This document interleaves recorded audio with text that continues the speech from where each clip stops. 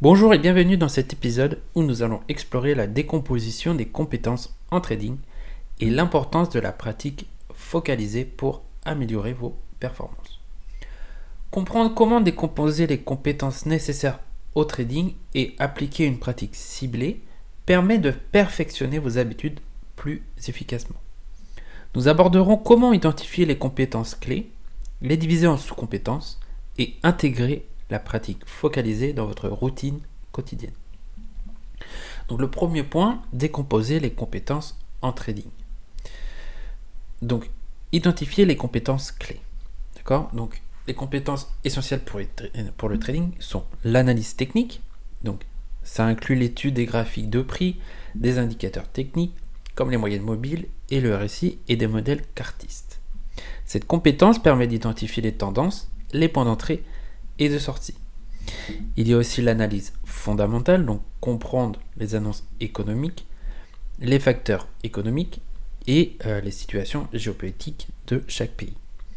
Ensuite, il y a la gestion des risques, donc comprendre la capacité à définir des niveaux de stop loss, à calculer la taille des positions et à gérer le capital de manière prudente pour éviter les pertes importantes.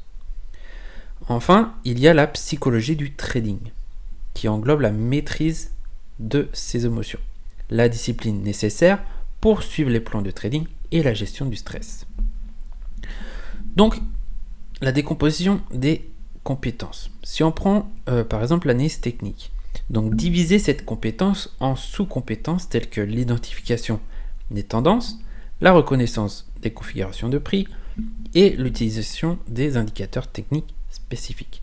Par exemple, maîtriser la lecture des moyennes mobiles ou des bandes de Bollinger.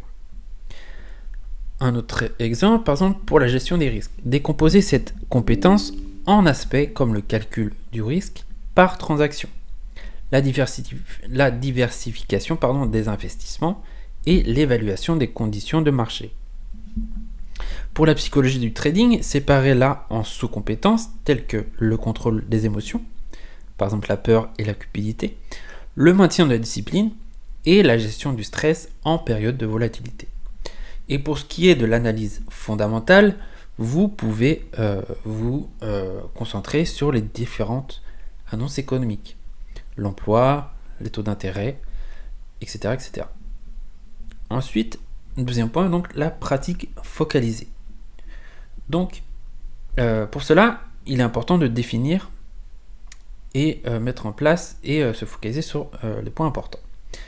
Donc la pratique focalisée, c'est une méthode qui consiste à se concentrer intensivement sur des aspects spécifiques d'une compétence en s'exerçant de manière ciblée et réfléchie. Contrairement à la pratique générale qui est plus dispersée, la pratique focalisée permet de développer des compétences particulières plus rapidement.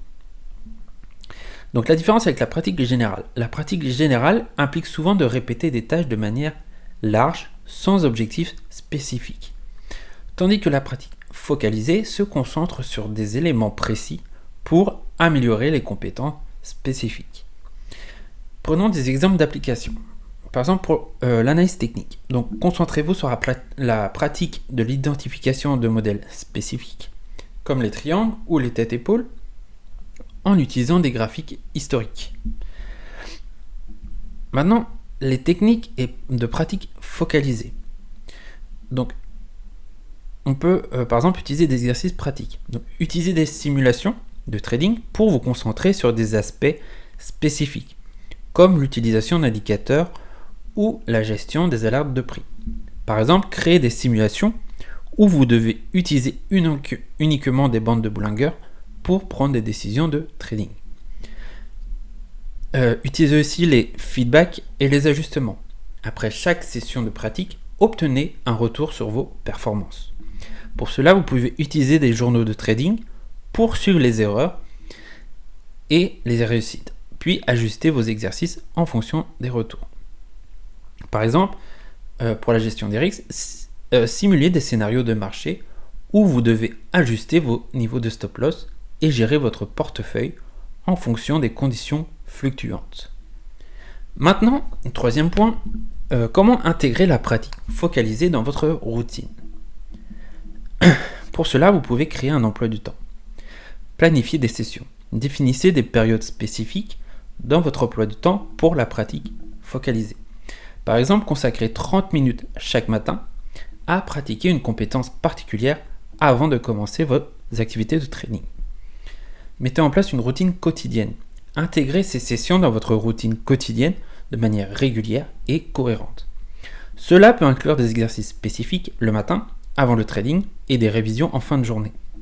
Par exemple, le matin, pratiquez l'analyse technique en analysant des graphiques préétablis et en identifiant des configurations spécifiques. Et le soir, révisez vos transactions de la journée et ajustez vos compétences en gestion des risques basées sur les résultats. Maintenant, mettez en place des sessions d'évaluation des progrès. Donc les techniques pour évaluer vos progrès. La première, on en a souvent parlé dans les épisodes précédents, c'est le journal de trading. Utilisez un journal pour noter vos sessions de pratique focalisées, les difficultés rencontrées et les améliorations observées. Pour cela, grâce à cela, vous allez pouvoir en retirer des réflexions et des ajustements. Donc à la fin de chaque semaine, évaluez vos progrès en comparant vos résultats aux objectifs fixés. Ajustez vos sessions de pratique en fonction des domaines qui nécessitent encore des améliorations. Vous pouvez utiliser des outils d'évaluation, donc programmer des évaluations mensuelles pour revoir vos performances globales et ajuster votre pratique focalisée en fonction des résultats. Donc par exemple, je vais vous donner des exemples de décomposition des compétences et de pratiques focalisées. Donc l'exemple numéro 1, ça serait de décomposer une compétence d'analyse technique. Donc identifier des sous-compétences telles que la reconnaissance des patterns, cartistes, l'utilisation d'indicateurs techniques spécifiques et la lecture des volumes de trading. Donc la pratique ciblée, pour chaque sous-compétence, réaliser des exercices spécifiques, comme l'analyse de graphiques historiques pour identifier des patterns ou la mise en pratique de stratégies basées sur des indicateurs. L'exemple numéro 2, ça serait de décomposer la gestion des risques. Donc, les sous-compétences seraient le calcul du risque par transaction, la définition des niveaux de stop-loss et la gestion du capital. La pratique ciblée serait de réaliser des simulations de gestion des risques où vous devez ajuster vos niveaux de stop-loss en fonction de différentes conditions de marché. Donc en conclusion, nous avons exploré la manière de décomposer les compétences en trading et d'utiliser la pratique focalisée pour perfectionner ces compétences. Une approche ciblée et structurée permet non seulement d'améliorer vos performances en trading, mais aussi de mieux gérer vos processus d'apprentissage. Donc intégrez ces techniques dans votre routine quotidienne pour voir des améliorations significatives dans vos compétences de trading. Je vous dis à très bientôt au prochain épisode. Prenez soin de vous. Ciao ciao.